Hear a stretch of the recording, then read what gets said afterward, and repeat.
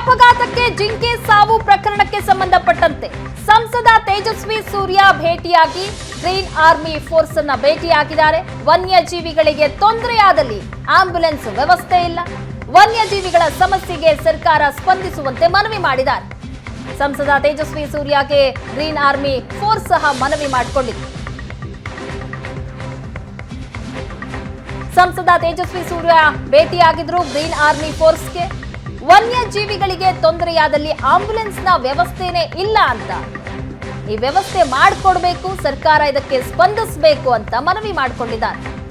ಸಂಸದ Tejasvi ಸೂರ್ಯಗೆ green army force ಈ ರೀತಿ ಮನವಿ ಮಾಡಿಕೊಂಡಿದೆ.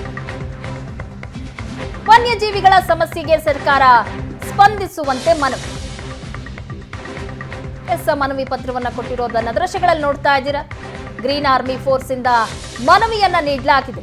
ವನ್ಯಜೀವಿಗಳಿಗೆ ತೊಂದರೆ ಆಗ್ತಾ ಇದೆ, ತೊಂದರೆ ಆದಾಗ ಆಂಬ್ಯುಲೆನ್ಸ್ ನ ವ್ಯವಸ್ಥೆ ಇಲ್ಲ, ಹೀಗಾಗಿ ಸಾಕಷ್ಟು ಪ್ರಾಣಿಗಳು ಜೀವ ಕಳೆದುಕೊಳ್ತಾ ಇದ್ದಾವೆ. ಹಾಗಾಗಿ ಆಂಬ್ಯುಲೆನ್ಸ್ ನ ವ್ಯವಸ್ಥೆಯನ್ನ ಮಾಡಿಕೊಡ್ಬೇಕು, ಸರ್ಕಾರ ಸ್ಪಂದಿಸಬೇಕು ಈ ವಿಚಾರಕ್ಕೆ ಅಂತ ಮನವಿಯನ್ನ ಕೊಟ್ಟಿದ್ದಾರೆ ತೇಜಸ್ವಿ ಸೂರ್ಯ ಅವರಿಗೆ.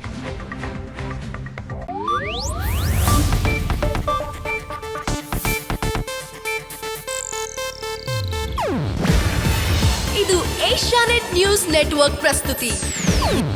ನೀವು ನೋಡ್ತಿದ್ದೀರಾ ಏಷ್ಯಾನೆಟ್ ಸುವರ್ಣ ನ್ಯೂಸ್.